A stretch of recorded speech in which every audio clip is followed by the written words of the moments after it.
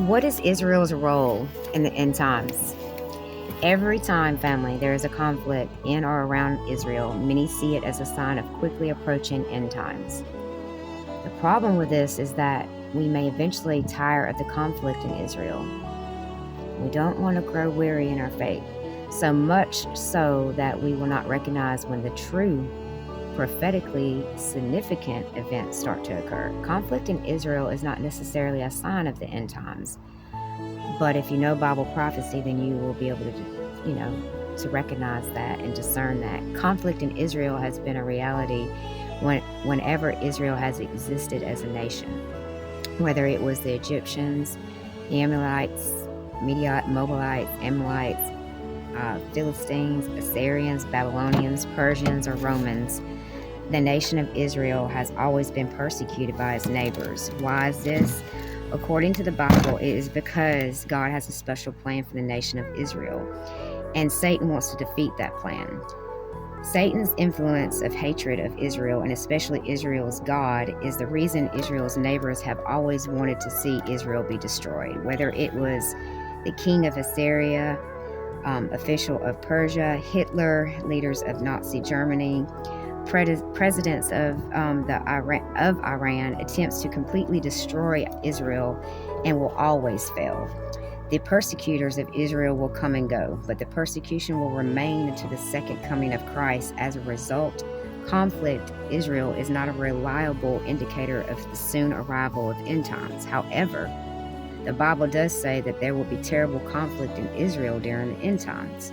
That is why the time period is known as the tribulation, the Great Tribulation, or the time of Jacob's trouble. Jeremiah chapter 30, verse 7. Here is what the Bible says about Israel in the end times.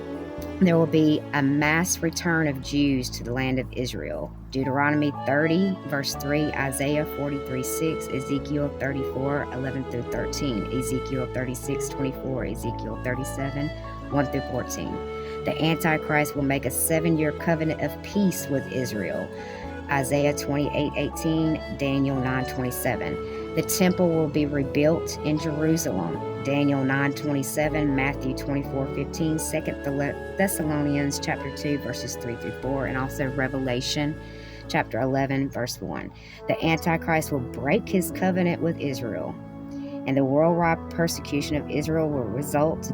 Daniel 9:27, Daniel 12:1, also Daniel 11, Zechariah 11:16, Matthew 24:15, Matthew 21, Revelation 12:13. Israel will be invaded.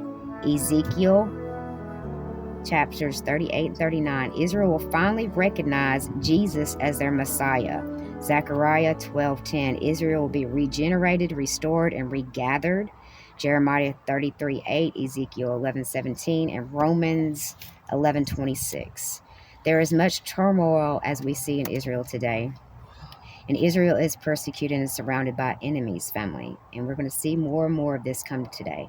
But this hatred and persecution of Israel is only a hint of what will happen in the end times. Matthew 24, 15 through 21. The latest round of persecution began when Israel was reconstituted as a nation in 1948. Many Bible prophet scholars believe the 6-day Arab-Israel war in 1967 was the beginning of the end. Could what is taking place in Israel today indicate that the end is near? Absolutely. Does it necessarily mean the end is near? No, not necessarily either. But Jesus himself said it best: watch out that no one deceive you. You will hear of wars and rumors of wars, but see to it that you are not alarmed. Such things must happen, but the end is still to come. Matthew 24, 4 through 6. So basically, family, keep watch on what's going on. Just keep watching.